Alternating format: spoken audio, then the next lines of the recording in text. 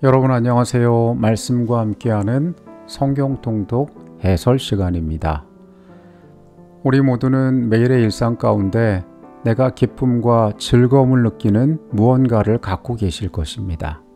우리가 지금 함께하고 있는 이 하나님의 말씀을 읽고 있는 성경 통독이 여러분 각자에게 그런 기쁨이 되고 있는지 궁금합니다. 바라기는 이것이 우리의 의무감이나 부담이 아니라 하나님의 말씀이 삶에 주는 위로와 기쁨이 되면 좋겠습니다. 내일 10월 28일에 우리가 읽을 성경 통독 범위는 누가복음 7장에서 9장까지의 말씀입니다. 7장의 말씀으로 가봅니다. 가버나움에서 백부장이 자신이 사랑하는 종이 낫기를 구합니다. 장로들이 찾아와 예수님께 부탁합니다. 이 사람은 우리 회당을 짓고 우리 민족을 사랑하는 사람입니다. 그러니 주님 이 사람을 도와주십시오. 예수님께서 그들과 함께 백부장에게로 가실 때에 그분에게 전갈이 옵니다. 주님 오지 마십시오. 말씀만 하사 낫게 하여 주십시오. 그가 예수님의 오심을 거절한 이유는 그분을 무시하거나 그분을 낮게 보아서가 아니었습니다. 나도 휘하의 종들이 있고 그들을 향하여 오라가라 하면 그들이 움직이는데 주께서 내게 오시는 것을 내가 감당치 못하겠다라고 이야기했습니다. 처음에 말씀에 나오는 것처럼 백부장이 사랑하는 종을 낫기를 구하였다는 이 표현에서부터 우리는 이방인이었던 이 사람이 어떤 품성을 가진 사람일까 궁금한 생각이 듭니다. 어쩌면 식민지의 한 청년에 불과했을 예수님을 자신보다 더 높은 분으로 여겼던 이 사람을 예수님께서는 이스라엘에서 만나보지 못한 믿음이라고 표현하셨습니다. 누가복음에만 등장하는 한 사건이 그 다음에 나옵니다. 아주 슬픈 광경이 눈앞에 펼쳐지는데요. 예수께서는 나인성에서 장래 행렬과 마주치십니다. 누가 죽었냐 하면은 과부의 아들이 죽었던 것입니다. 세상에서 유일하게 의지해야 할 아들이 죽은 이 어머니의 마음이 어떠했을까요? 세상의 모든 것을 잃어버리고 홀로 남은 이 여인을 예수님께서는 불쌍히 여기셨다라고 이야기합니다.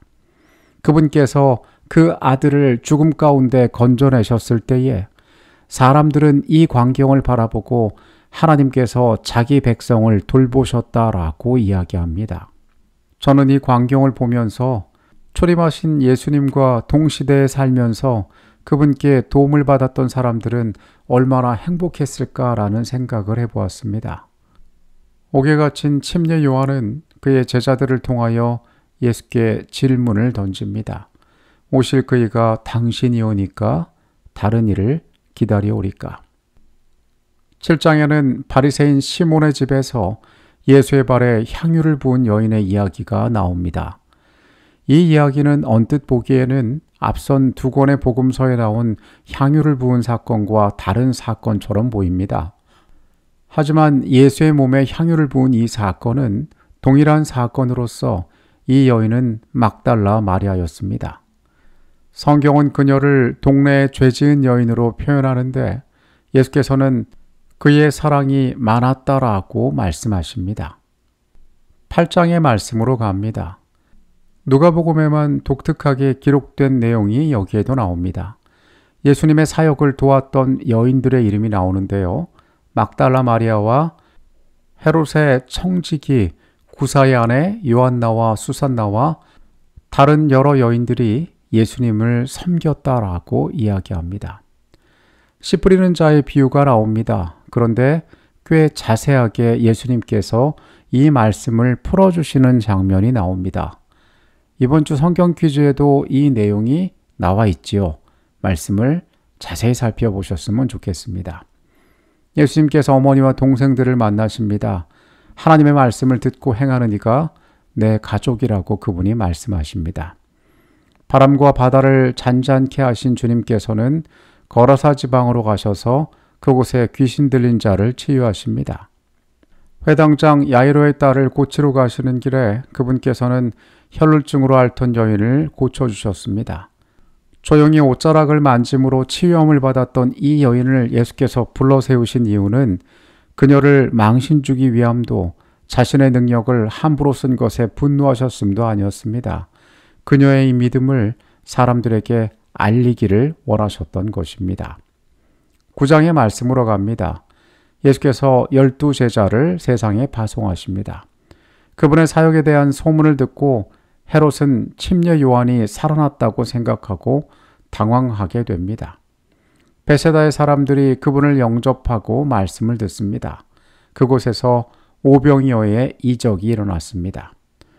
베드로는 주께서 그리스도신 것을 고백합니다. 예수께서는 제자들에게 그분의 죽음과 부활에 대하여 이곳에서도 말씀하십니다. 3명의 제자와 산 위에 오르셔서 모세와 엘리야와 함께 있는 사건이 누가복음에도 등장하고 있습니다.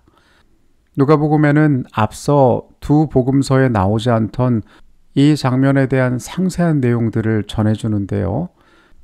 모세와 엘리야와 예수님께서 함께 나누었던 대화의 내용이 바로 예수님의 별세에 대한 대화, 그러니까 그분께서 당하실 죽음에 대한 대화였다는 사실이 누가복음의 말씀에 나와 있습니다. 귀신으로 고통당하는 자들을 낫게 하신 그분께서는 또다시 어떤 운명을 다할지에 대하여 말씀하십니다. 사마리아 성에 가서 복음을 전했지만 그들은 예수님의 기별을 받아들이지 않았습니다. 이때 야고보와 요한이 예수님께 이렇게 말합니다. 우리가 불을 명하여 하늘로부터 내려 저들을 멸하라 하기를 원하시나이까. 그분의 말씀이 거절되었을 때 그들이 느꼈을 실망감과 속상함, 그리고 예수님 앞에서 그들이 얼마나 화가 났을지 우리가 잘 이해가 되는 대목입니다. 하지만 동시에 여전히 그들이 예수의 마음을 온전히 헤아리지 못하고 있구나라는 생각도 이곳에서 해보게 됩니다. 누가복음이 우리에게 보여주는 더 자세한 빛들이 있어서 우리가 이 내용들을 더 상세하게 살피게 되는 것 같습니다. 저는 오늘 우리가 나눈 말씀들 가운데에 나인성 과부의 아들의 사건이 제 마음에 많이 남습니다. 그 슬픈 광경 가운데 어떤 사람도 아들을 잃은 그녀를 도울 수 없었을 것입니다. 그런데 예수께서 그 문제에 해결이 되어 주셨습니다. 세상에서는 도무지 얻을 수 없는 그 도움을 그 여인은 얻게 되었던 것입니다.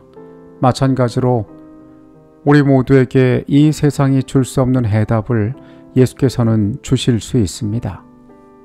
그 여인을 불쌍히 여기셨던 만큼 예수께서는 죄 가운데 있는 우리를 불쌍히 여기실 것입니다.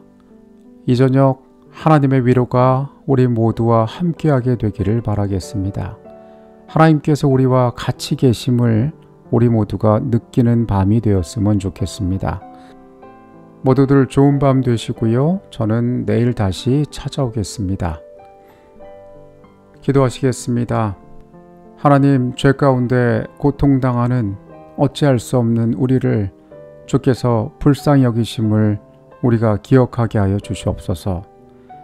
삶의 문제와 만날 때마다 우리의 속절없는 운명을 깨달을 때마다 주님의 이름을 부르게 하여 주시옵소서. 주님, 우리의 삶의 소망이 되어 주시옵소서. 예수 그리스도 이름으로 기도합니다. 아멘.